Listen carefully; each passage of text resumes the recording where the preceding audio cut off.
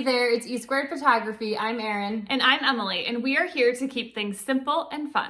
Are you a family photographer looking for ways to improve your photography business or even your experience with the families? Well, we're here to give you 5 tips today. And don't forget, every Monday morning we come out with new videos, so make sure to subscribe to our channel and hit that bell for notifications of future videos. And we promise by the end of this video, you will walk away with a couple new tips to take away with you to your family sessions. And stick around all the way till the end because we have something special just for you. All right, so working with families obviously has its ups and downs. So we're going to give you some tips today. So let's start with tip number 1. Tip number 1 is get to know your families. So when we talk about getting to know your families, it's so important to have a little understanding of who you are working with to make it a little bit more personable for them. So one of the things that you can do to make it more personable is to ask your families for the names and ages of the people involved. Now, obviously, you don't care about the ages of mom and dad, but when you're working with little kids, ages can make a huge difference in preparing yourself for the session and having little tricks up your sleeve going into the session. Knowing their names is huge because when you are posing them, when you're talking to them and giving them direction, if you can actually use their name, it's going to feel a lot more comfortable and a lot more personable for your clients. Another thing we like to do in our family questionnaire, besides getting the names and ages, is we ask for the little kids' interests. So we know if little Johnny loves Paw Patrol and we can get him excited about talking about Paw Patrol during the session. So we always ask for that, and we usually get some really good feedback from parents. Tip number 2 when it comes to family photography is probably the most important thing is lighting. Lighting is so important when looking for a spot to shoot. And one of the things that we notice a lot with families is that they like to choose locations based on, maybe their family cabin or at the lake where they like to hang out, whatever it might be.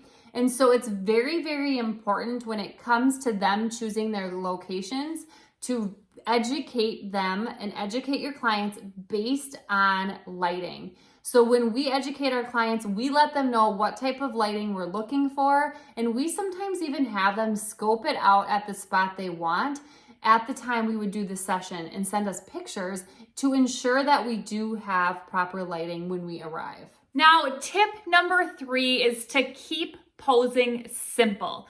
We cannot stress enough about keeping the posing simple so then everything else that's going on isn't overwhelming in addition to posing. So when we're posing families, we are thinking walk, stand, sit, do the breakouts, do whatever else. We never go into a family session. We've learned from our past, we never go into a family session with 10 new poses we want to try with the family. That does not work. We've learned that the hard way. It doesn't work.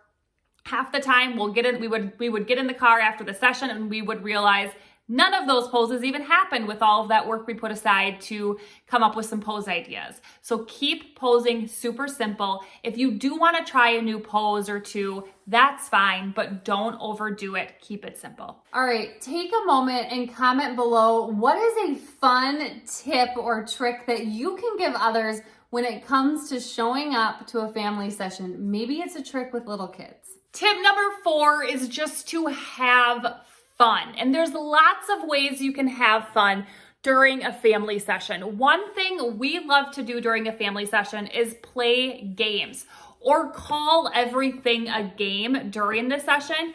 Whether you're gonna have the kids play Ring Around the Rosie or run to the camera, you can call it a game. That word is going to get the kids excited. And another thing, obviously, that is going to get those natural looking smiles is just tickling and making the kids happy and having fun with them. So that is another way we really can jazz up those images. And our final tip number 5, is make it unique. So when we talk about making it unique, find out what the family is interested in. And maybe do a more laid back approach or more lifestyle like photo shoot with them where things aren't super posy. So if we look through some examples of ones that we've done in the past, this family's big into basketball, so we did a basketball photo shoot. This family loves softball and baseball, so we added that in. This family didn't necessarily have an interest of any sort, but they wanted to just play at an old school looking park, which ended up being cute.